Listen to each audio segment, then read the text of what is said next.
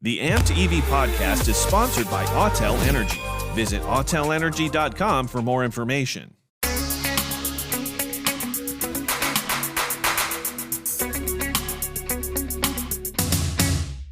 Hello and welcome back to the Amped EV podcast. My name is David Sickles. I am the editor for The Buzz. And I'm Jason Morgan, content director for Fleet Equipment. I'm amped. I'm amped too. Today is a day of firsts. What do we got? Well, we have not one, but two people we're talking with today. Okay. And we're talking about the first public electric commercial vehicle charging station in Michigan. Mm-hmm. So that's a big deal. It is a big deal. So let me back up a little bit. International Truck made this announcement here recently that they did open the first public electric commercial vehicle charging station. It's at West Michigan International, a truck dealership. So we have Ed Reitman, the dealer principal for West Michigan International. That's the truck dealer. And we have Jason Gies, Vice President, eMobility Business Development at Navistar, joining us. And they're going to walk us through the ins and outs of this charging station, how they expect customers to use it, and what it means for their future. I'm interested to see kind of all the breakdown of what they needed to go through. So let's take a listen. Yeah, we'll jump right in. Jason, Ed, thank you so much for taking the time to connect. This is really exciting to talk about your infrastructure project here. Let's dive right into it. Jason, I'm going to start with you. Can you give us a rundown of the charging equipment you have at the site, what size chargers you're using, and maybe what charging management system that you decided to go with?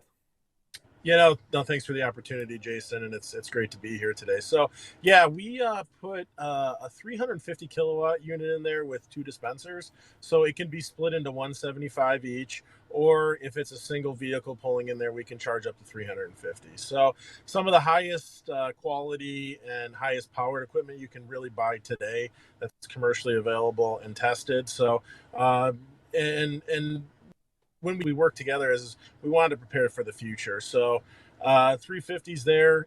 It'll meet all the requirements on our current vehicles, so we can charge two of our vehicles at their max capacity at the same time, in our medium duty and school bus lines. But really preparing for those tractors of the future, larger vehicles with this equipment. As far as charging management systems, so we're using one of our partners in control system on it, in charges system.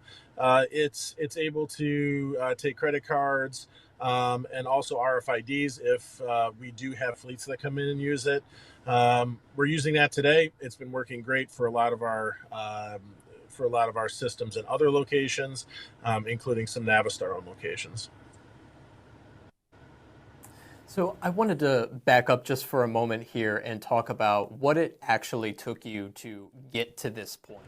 So, obviously installing charging infrastructure isn't easy. It takes a lot of planning. It takes a long time. There's a large upfront cost there. So can you share with us, what's kind of the most important or biggest lesson that you learned in going down this road and getting this project done? So, I want to talk about kind of the story leading up to this. So Ed and I, we've known each other through the Navistar relationship for a long time. And when we were kicking off some of our vehicles, one of our challenges is moving our trucks from our proving grounds or to Lisle from Detroit on our facility in Rochester Hills. So he said, how do we put in charging somewhere halfway in between? So Ed and I touched base on it and kind of put a plan together. But it has not been super easy. I can tell you there's a lot of moving parts from working with our charging partner, which that went very smooth, but also working with the utilities and making sure we had the plan. Fortunately, Ed's facility, and he can jump in here and add anything, is had a lot of power near the facility. It was just bringing in the equipment and the make ready behind the charger to have the equipment hooked up. But consumers, the local utility came in and was a huge help there.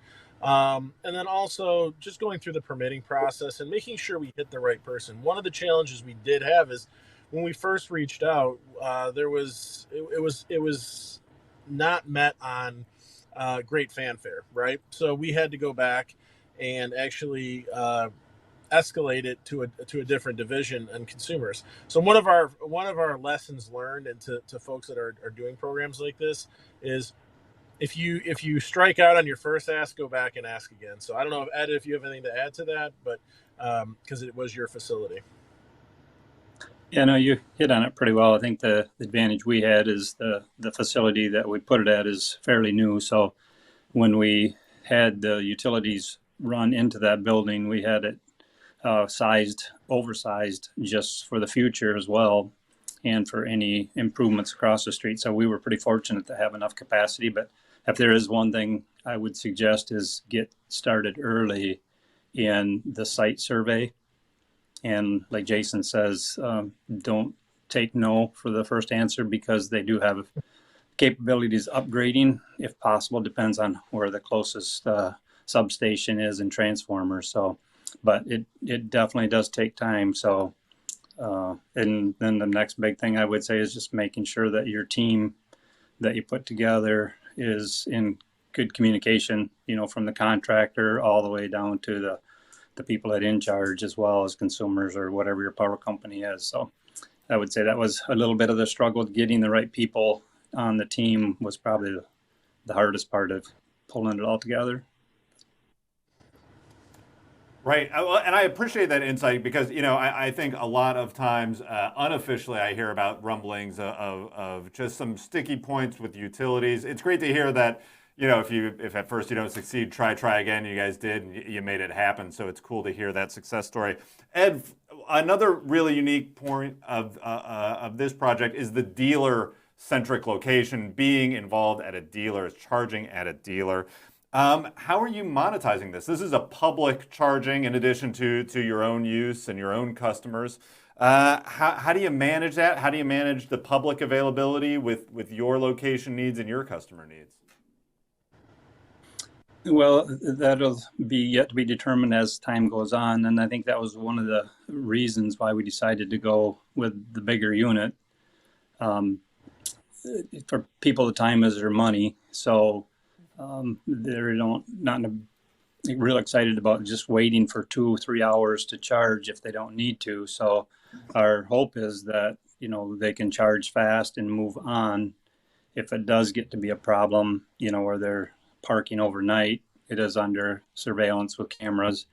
We can adjust that. But our hope is that, the quick charge will just get them in and get them out.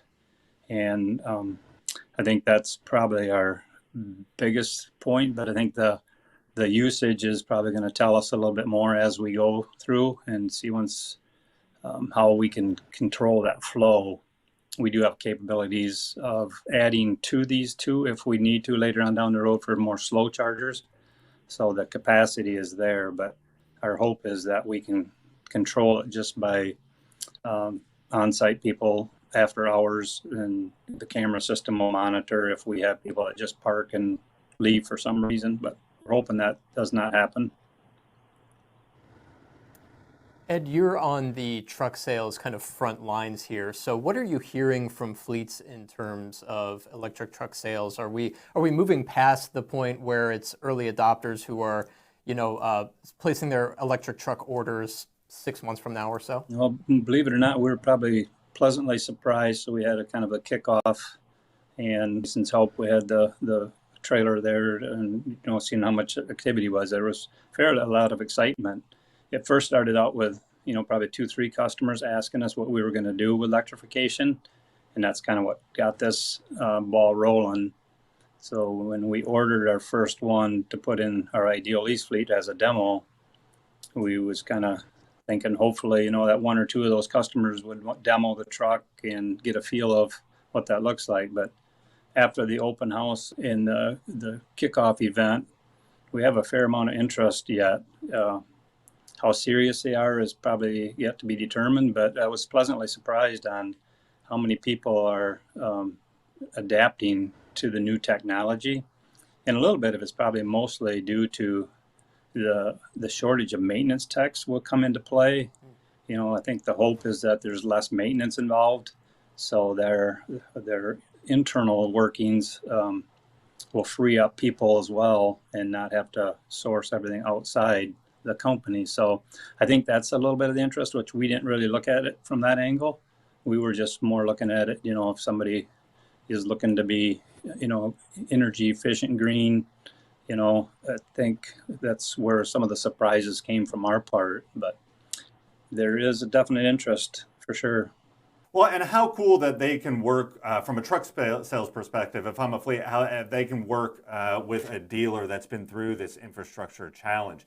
I mean, a lot of excitement on the truck side, the equipment side. The electric trucks are very cool. The EMV is very cool.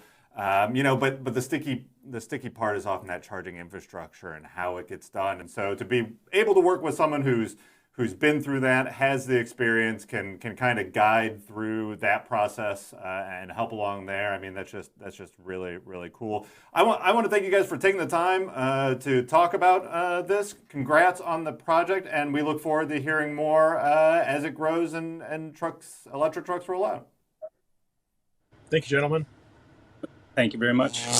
There you go. Amped. I am amped to hear that story. That was super interesting. Yeah, got any takes? What's your take?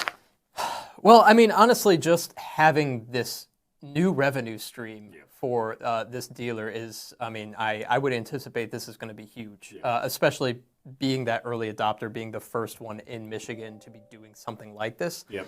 That's a big step for him to take, and I'm just really interested to see how it goes for him because I think it's going to go really well. Right. Well, I mean, you think about the applications of commercial vehicle charging, and you'd think, even like Jason pointed out, they were trying to get their trucks from A to B. So you'd hope someone swoops in, gets a charge, tops out at 78%, and takes off. It will be interesting to see. I've heard from some dealers, actually, when we've been talking on the automotive side, that their security cameras do light up and they do get a call at night of like, there's someone parked here at your facility, sir. It's like, oh yeah, okay. So it'll be fun to check back with Ed maybe down the line after this rolls out to see if he's how they've handled that. One of the things that I really liked, because I think it's the first time we've really heard this story, is they weren't successful with the utility getting through the first time. I think that's huge. I think people run into that. And it's already a time-consuming, expensive process. And when you hit a challenge like that, it can be hard to push through, but very cool to see how they pushed through and made it happen. Yeah, we hear it time and again. I mean, getting that site survey done early, getting the whole process started early on is key here. I mean, if they hadn't done that, maybe they wouldn't have had that opportunity to go back and, keep trying until they get through. So the fact that they, weren't on any sort of major timetable there, and they knew that, hey, this is something that we've got to start planning for and plan for it early, I think that really put them in a right place. Yeah, for sure. So lots of great takeaways there. Great of them to take the time to catch up. I learned a ton. That was fun. Absolutely, for sure. Thanks for setting that up. Yeah, and thank you for joining us. We will see you next time.